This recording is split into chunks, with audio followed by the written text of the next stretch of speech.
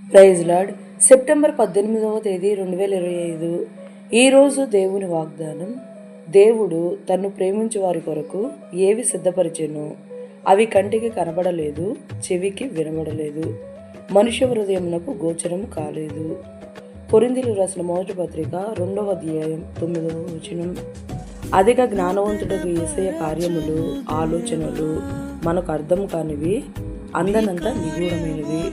మనము తల్లి గర్భమున పిండముగా ఏర్పడక మునిపే మనల్ని ఎరిగిన సృష్టికర్తకు మన జీవితంలో సంభవించు ప్రతిదీ తెలియదు.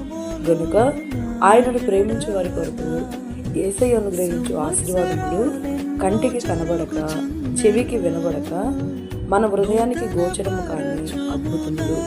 కావున మనము ఎల్లవేళలా మన దేవునికి కృతజ్ఞతాస్తుతులు చెల్లించు వారమై ఉండేదము. ఈ రోజు వాగ్దానం మన జీవితంలో నెరవేరాలని కోరుకుంటూ జీసస్ వారి పరిచర్యలో మీ సహోదరి.